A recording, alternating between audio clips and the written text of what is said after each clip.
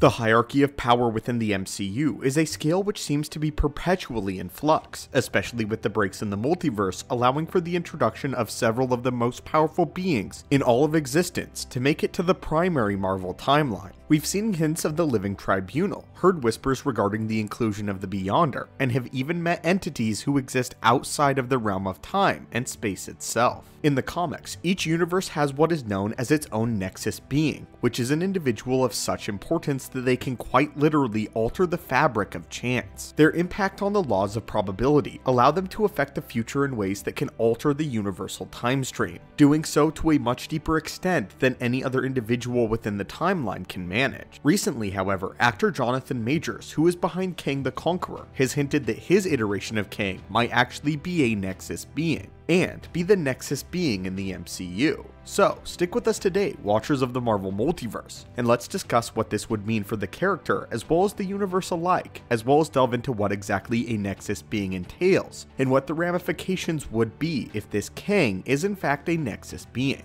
By comic book standards, the Nexus being on Earth 616 is Wanda Maximoff, more formally known as the Scarlet Witch, but each respective universe has their own Nexus being. These individuals are very closely monitored by some of the most powerful entities in the Marvel Comics, including the comics versions of the Timekeepers and the TVA, as they have been known to create rifts and breaks in the very fabric of reality. In alternate Marvel universes, many notable Nexus beings include Franklin Richards of Earth 722 and Jean Grey of Earth 9250, both of whom are widely regarded as two of the most powerful mutants in our timeline. Others include Allfather Odin of Earth 9260, and on Earth 6311, Nathaniel Richards himself, known better by the alias of Kang the Conqueror. This seems to indicate that Kang Prime in the MCU will potentially hail from Earth 6311, as there is comic book precedence here, and if these claims are to be believed by the actor, and he holds the same level of importance to the flow of time in his universe as Wanda holds in ours. So from the comics, what exactly do we know about Kang's home timeline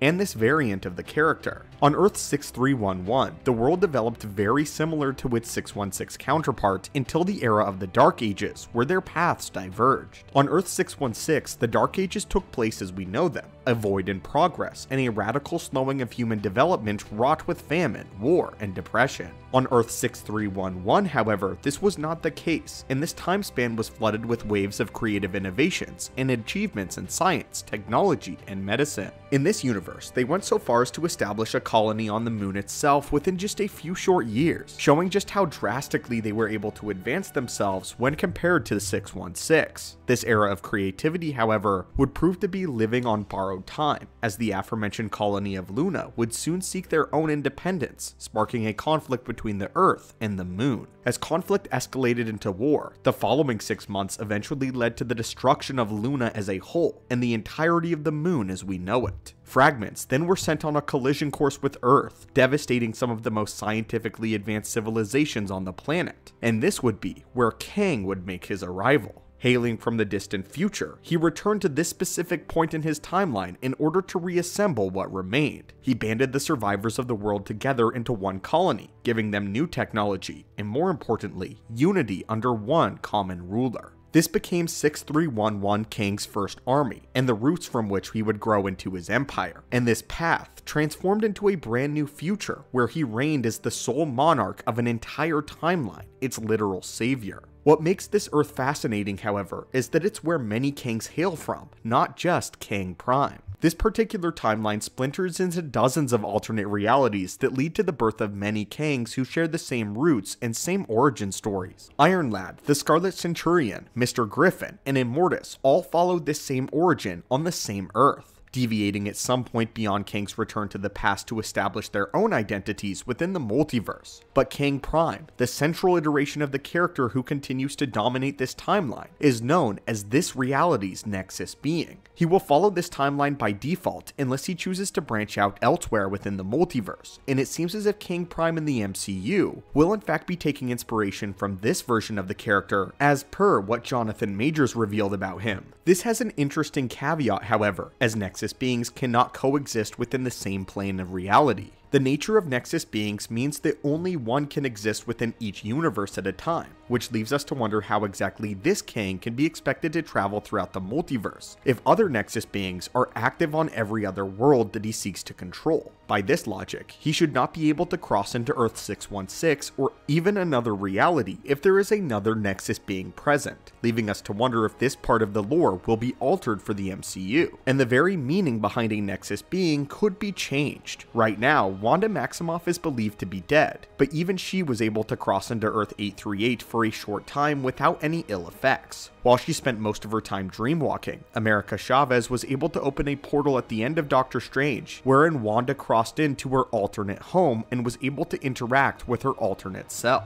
something that would not have been possible by the comic standards. If she can cross into the multiverse though, then perhaps the specific detail is being changed, and Kang will be allowed to do the same. But anyway, my friends, what do you think of this idea and this confirmation that Jonathan Majors has claimed that Kang the Conqueror that will appear in Ant-Man and the Wasp Quantumania is a Nexus being? Do you think that that just means that Kang is a Nexus being from his own timeline, a timeline where many other Kangs have originated from? Could this in fact be the first Kang? And does this mean that the version in Ant-Man and the Wasp Quantumania will resemble his 6311 counterpart from the comics? And if so, what do you think this will mean for the character? Or is this simply Jonathan Majors making a mistake here? And could he have misinterpreted what a Nexus being really is? Stay tuned on the channel, as in just a few short days we'll be seeing Ant-Man and the Wasp Quantumania, and we'll be breaking down all of the theories and various explanations for new lore, as well as hopefully getting a better idea of what Kang Dynasty and the multiversal saga has in store for us. Do you believe that if this is in fact a prime Kang, is he more dangerous than his doppelgangers, or is there a more powerful variant somewhere out there? As always, my friends, thank you so much for watching and supporting the channel. Hit that subscribe button to assemble and join our team, and I hope that you're having a great day.